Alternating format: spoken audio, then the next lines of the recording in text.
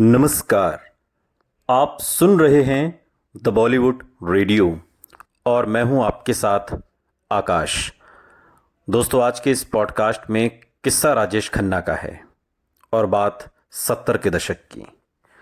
Screen पर राजेश खन्ना को देखकर उनसे प्यार कर बैठना उस दौर में शायद स्वाभाविक और आसान था। अगर आप उस दौर के हैं और आपके जहन में 70 के दशक में राजेश खन्ना की यादें हैं तो आप मेरी इस बात से इत्तेफाक रखेंगे। ये अलग बात थी कि असल जिंदगी में उनके करीबी लोगों के लिए ऐसा करना दिन ब दिन मुश्किल होता जा रहा था। जैसे जैसे राजेश खन्ना के व्यक्तित्व पर सुपरस्टारडम हावी होता जा रहा था, पुराना जतिन अंजू महेंद्रू से दूर होता जा रहा था।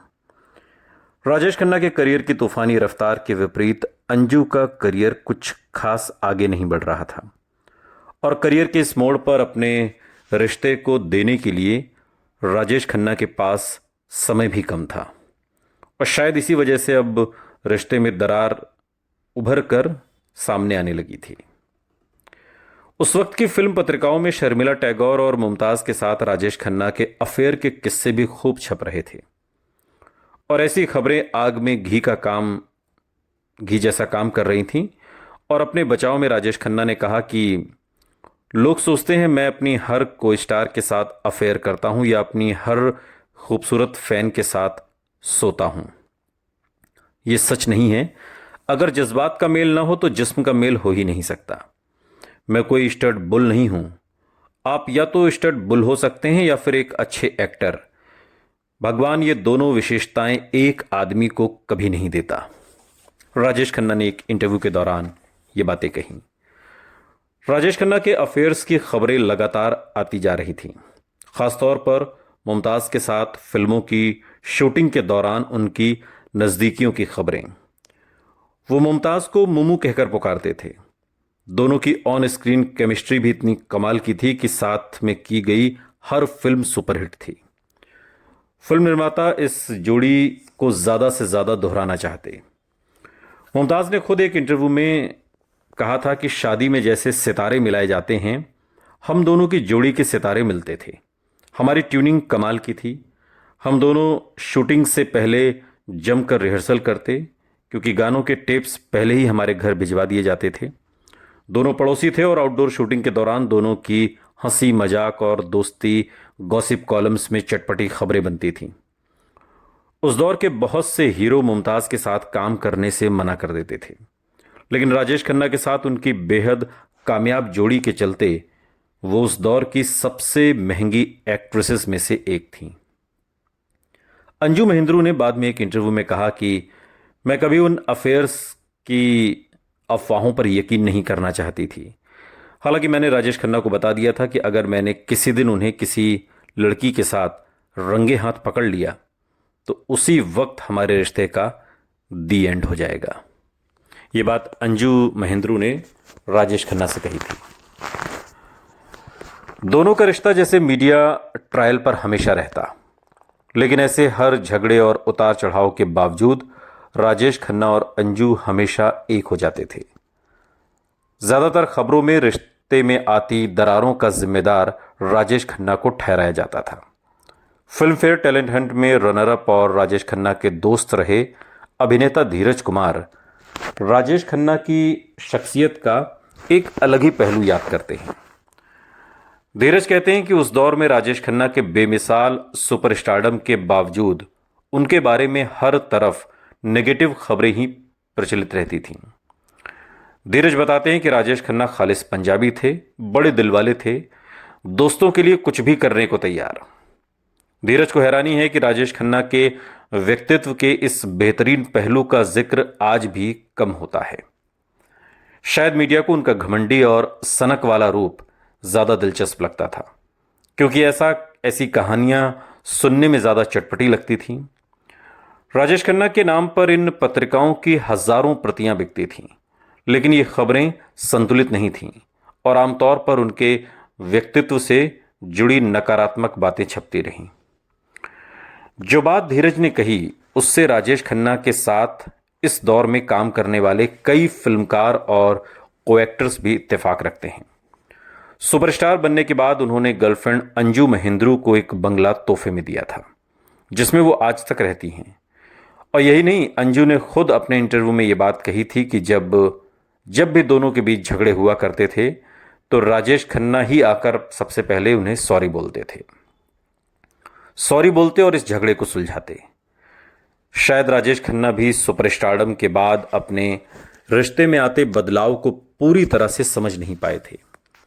अपने फैंस और चमचों के बर्ताव की तुलना वो अंजू के बर्ताव से करने लगे थे। अब ये लोग तो उनकी हर बात की तारीफ करते, हाँ में हाँ मिलाते। राजेश खन्ना जो भी करते इन लोगों को सही लगता था, चमचों को। लेकिन अंजू के साथ उनका रिश्ता बराबरी का रहा था। जब वो राजेश के किसी फैसले पर सवाल उठाती तो राजेश खन्ना के लिए बर्दाश्त करना मुश्किल हो जाता। तनाव से गुजरते इस रिश्ते में अब दोनों के व्यक्तित्व की असमानताएं और मतभेद भी उभर कर सामने आने लगे थे। कहते हैं कि जो बात इनके रिश्ते में बड़ा मुद्दा बन सकती थी वो थी अंजू की फिल्मों में काम करने की चाहत।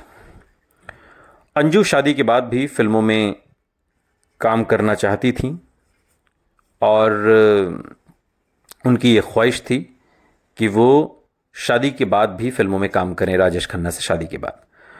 मगर राजेश खन्ना को ये कतई मंजूर नहीं था। उन पर अंकुश लगाने की ये प्रवृत्ति और उनकी असुरक्षा की भावना का ही नतीजा था।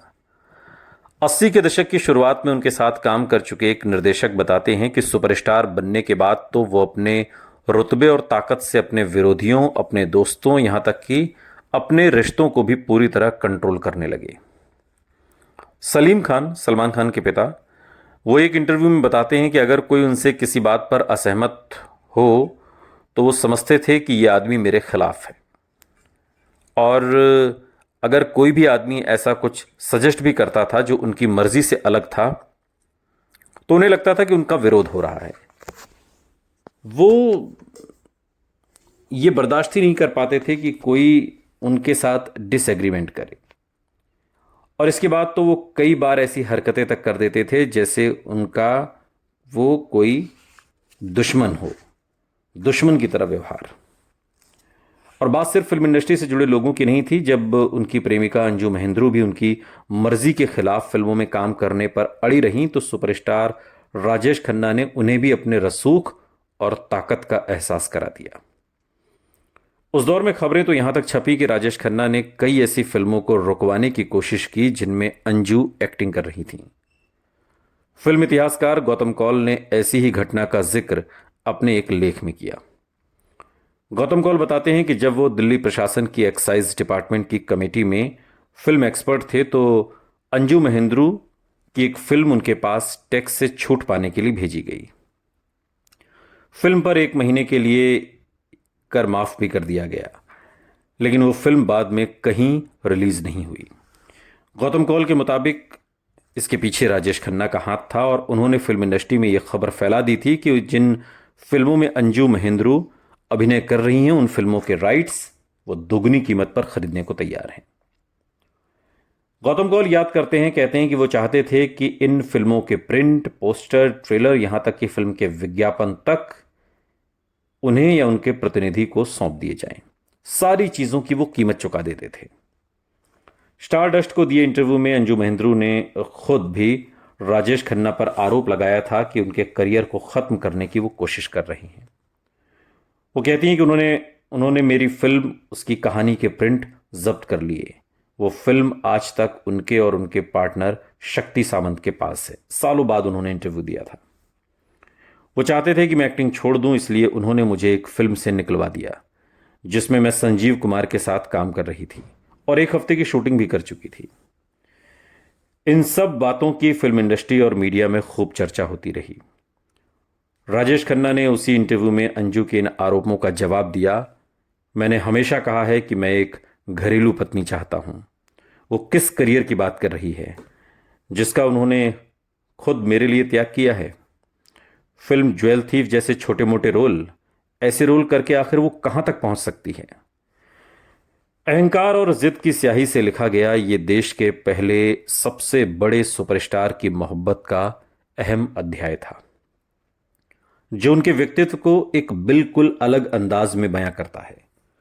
फिल्मों के जरिए लाखों फैंस को प्यार का सबक सिखाने वाली उनकी रोमानी छवि से बिल्कुल अलग। ये वो राजेश खन्ना नहीं हैं जो राजेश खन्ना नजर आते हैं दोस्तों को, यारों को, उनको जो राजेश खन्ना को पर्दे पर देखकर मोहब्बत कर बैठते हैं। बल्कि ये वो राजेश खन्ना है जो दिखाई नहीं देते, और अगर दिखते हैं तो सिर्फ अपनी गर्लफ्रेंड अंजू महेंद्रू को।